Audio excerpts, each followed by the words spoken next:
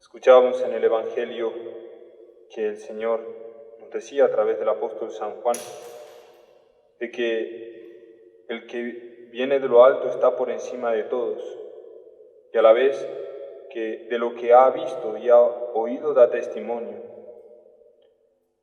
Por tanto, el Señor, el Hijo, ha venido a dar testimonio, ha venido a darnos a conocer al Padre, a Dios Padre. Y todo aquel que viva en el Hijo, todo aquel que ame al Hijo y crea en Él, recibe la vida eterna, que es la vida de Dios, la vida de la gracia. Y esa es la vida que el Señor quiere para nosotros, la vida de la bienaventuranza eterna, y a la que estamos llamados nosotros, para la que Dios ha creado al hombre. Y escuchamos en la primera lectura que los apóstoles ahora se convirtieron en testigos, dan testimonio, junto con el Espíritu Santo, de esa vida nueva, como lo decía en la primera lectura, ¿no? Por tanto, ellos mismos ahora comienzan a anunciar el mensaje de Cristo y la vida nueva, el nuevo modo de vivir. Pero, como decía el apóstol San Pedro, decía, y los apóstoles también, ¿no?, que hace falta obedecer a Dios para recibir el Espíritu Santo, y el Espíritu Santo dará testimonio de la verdad, ¿no? Por tanto, es necesario esa obediencia a Dios. En el momento, podríamos poner como un ejemplo de lo que hoy los apóstoles están diciendo, un ejemplo de una santa, que es nuestra Madre Santísima, la Virgen María, ¿no? Porque en el momento de la encarnación, ante el saludo del ángel, cuando el ángel anuncia que va a ser la Madre de Dios, que Dios la escoge para ser la madre de su Hijo, ella le dice al ángel, ¿no?, ¿cómo será eso? Pues no conozco varón. Pues en el momento no comprendía cómo podía suceder eso, y a la vez, con lo que ella hasta el momento conocía y podía ver, no veía que fuera capaz, ¿sí?, de realizarse esa obra. No que ella no fuera capaz de ser madre de Dios, sino que cómo sería que se realizaría esa obra. Y el ángel le responde: el Espíritu Santo descenderá sobre ti y el poder del Altísimo te cubrirá con su sombra. Y bueno, va a suceder así. Cuando la Virgen le va a decir que hágase en mí según tu palabra, es decir, le va a dar esa respuesta que sí, el Espíritu Santo descenderá sobre ella. Y entonces se realiza la encarnación.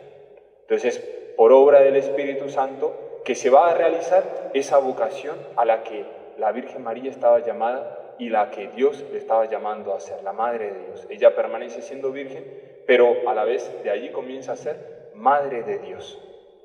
Entonces, con ese episodio de la encarnación, el Señor nos muestra que el Espíritu Santo es el que realiza la vocación de la Virgen María.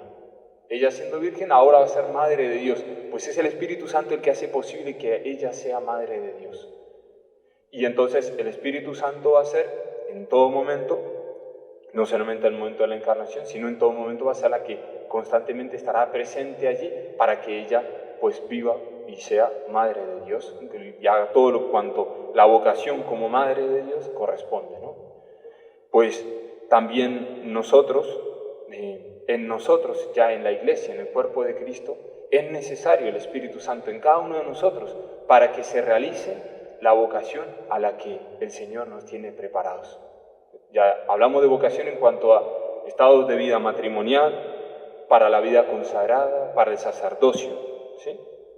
Entonces, esa vocación que Dios quiere para cada uno no es posible vivirla sin el Espíritu Santo. Y como también nos dirán los apóstoles, pues para recibir el Espíritu Santo hace falta obedecerle a Dios.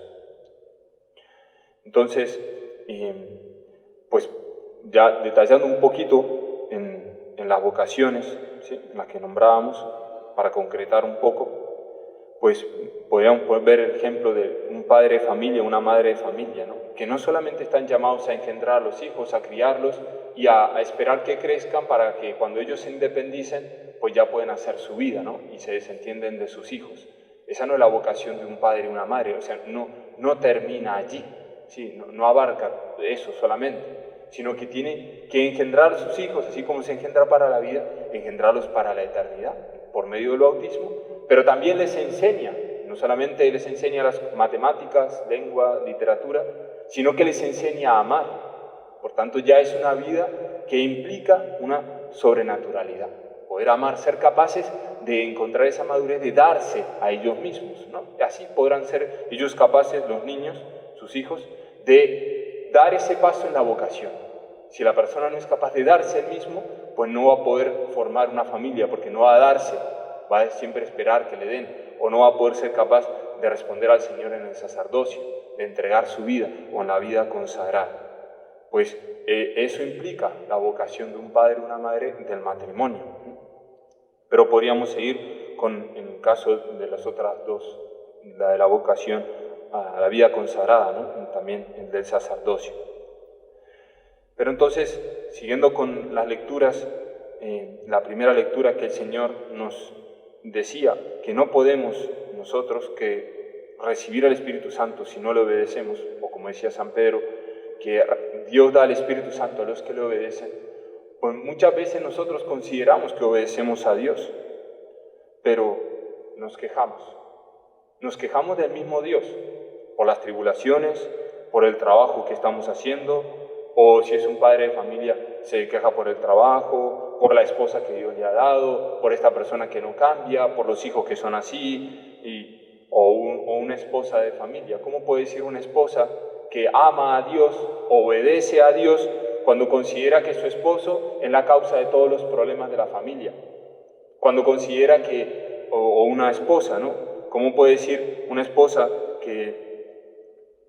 o un esposo que ama a Dios y obedece a Dios cuando trata a su esposa como una sirviente, ¿no? Que hace todo lo que él le va diciendo, ¿no? O se vale de ella como un objeto para alcanzar todos los bienes que él quiere?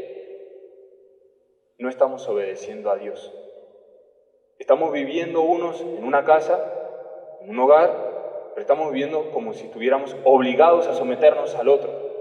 Eso no es obediencia. Por tanto, no es una obediencia a Dios. No está presente el amor, no está la entrega, no está el servicio, el querer servir, el querer ponerme a los pies del otro para darle el bien que necesita para su salvación. No el bien que le desea o le apetece, no, el bien que necesita para su salvación. Eso no es amor, eso tampoco puede ser obediencia a Dios. Pero nosotros a veces vivimos en esas tinieblas o en esa ceguera de que decimos que obedecemos a Dios, pero a la vez aparecen todas esas cosas en nuestro corazón. O en nosotros, en la vida consagrada, en el sacerdocio. ¿Cuántas veces nosotros llegamos a la oración aquí ante el Señor y andamos con nuestro corazón pensando en otras cosas? ¿Cómo desearía yo estar en otro lugar? Cuando yo estoy enfrente del amado, aquel que me ha escogido, al frente del Creador. No solamente de mi esposo, aquel que me ha hecho, aquel que ha entregado su vida por mí, que me ha salvado. Y tengo la posibilidad de estar ante Él. Y mi corazón no está ya puesto ahí, sino que anhelo otras cosas, ¿no? ¿Cómo podemos decir, en caso de los hijos, por poner otro ejemplo, que obedezco a Dios cuando no pongo todo mi empeño en realizar todo lo que mi padre o mi madre me están diciendo que haga? Cuando en todas las tareas del día a día, de la casa, en mis deberes, en el estudio, ¿cómo puedo decir que yo obedezco a Dios cuando yo no quiero? Me siento obligado a hacer las cosas porque no las quiero hacer. Eso no es obediencia, porque no está presente el amor. Sin embargo, nosotros consideramos que obedecemos a Dios. De allí que por eso nosotros no recibimos el Espíritu Santo. Y de allí que por eso, por no recibir el Espíritu Santo, tampoco podemos vivir con alegría la vocación que Dios nos da. Tampoco podemos vivir con alegría la entrega constante de la salvación de las almas. Y nosotros, pues, siguiendo con el ejemplo de la Santísima Virgen, nunca pensaríamos o no nos imaginaríamos en la Virgen María alguien que se estaba quejando del sufrimiento, ¿no? Y cuando fueron a Belén, cuando de Belén salieron a Egipto, o después cuando volvió y Simeón le dijo que una espada atravesará tu corazón, el sufrimiento de la Virgen era grande, pero no se quejó, no se quejaba. Entonces nos muestra que esa obediencia es diferente al quejarse. O sea, el que obedece no se queja de la obra de Dios, de la voluntad de Dios. Entonces nosotros debemos aprender a obedecer a Dios. Y obedecer a Dios antes que a los hombres, como decía San Pedro y los apóstoles, ¿no? Estamos muy dispuestos en este tiempo a obedecer todo cuanto los hombres nos están diciendo, indicaciones que son para salvar la propia vida, para cuidarnos en salud, para mantener la salud, en cuanto a las medidas sanitarias me refiero. Pero estamos también nosotros igual de dispuestos, incluso más dispuestos, porque el apóstol dice obedecer antes a Dios que a los hombres, por tanto más dispuestos a obedecerle a Dios, a no quejarnos, a acoger con alegría todo cuanto Dios quiere que yo vaya viviendo y permite que yo viva para mi salvación, porque los hombres me están dando una indicación para salvar la salud, para guardar la salud, o al menos para no contagiarme, pero Dios quiere mi salvación, mi vida eterna. Entonces, ¿estoy yo tan dispuesto a salvarme? ¿Realmente quiero obedecer al Señor? Y obedeciendo al Señor, entonces recibiremos el Espíritu Santo. Escuchamos en el Evangelio que el Señor decía que el Padre entregó todo en manos de su Hijo. Entregó todo en manos de su Hijo. Y el Hijo se entregó todo a nosotros y lo hace entregándose en las manos del sacerdote. Y entonces yo, que tengo la posibilidad de recibirlo o realizar esa comunión espiritual, de poder acoger al Hijo de Dios que se entrega todo. El Padre se entrega todo a su Hijo y se pone en sus manos todo. En manos de su Hijo pone todo. Por tanto, lo que estamos recibiendo en el Hijo es prácticamente todo lo del Padre. Y yo cuando le recibo, sacerdote, consagrado, yo cuando hago esa comunión espiritual y le recibo a Él, entonces, ¿cómo está mi corazón? ¿Tan dispuesto a obedecerle a Él? Porque si el Señor no encuentra esa disposición de corazón en mí, entonces estamos recibiendo indignamente. El Señor quiere que tengamos ese corazón de la Santísima Virgen, esa total disponibilidad para acoger todo cuanto Él nos dice, para realizar todo cuanto Él nos indica en cada momento. Y por eso también hemos de recibir al Señor, pero también con un fervor y un deseo de seguir todo cuanto el Señor nos dice para recibirle dignamente.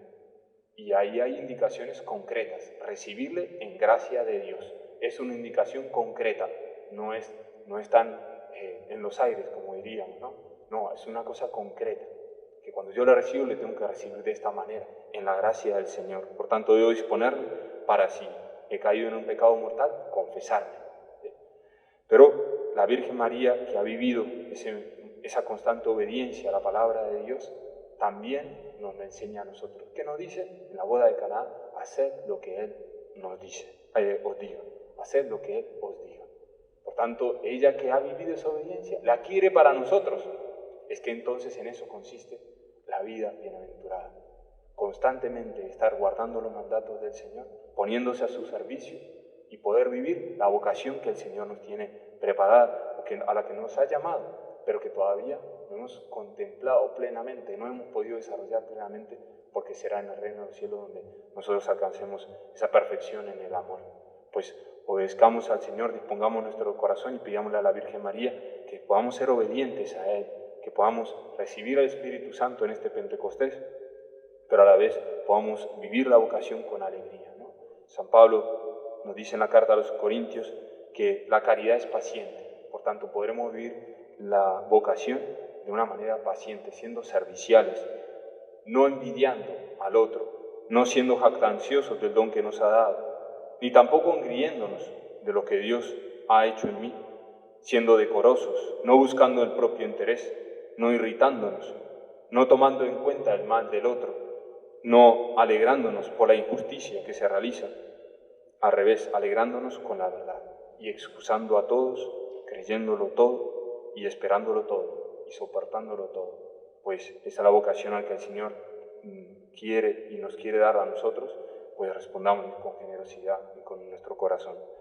Gloria al Padre y al Hijo y al Espíritu Santo.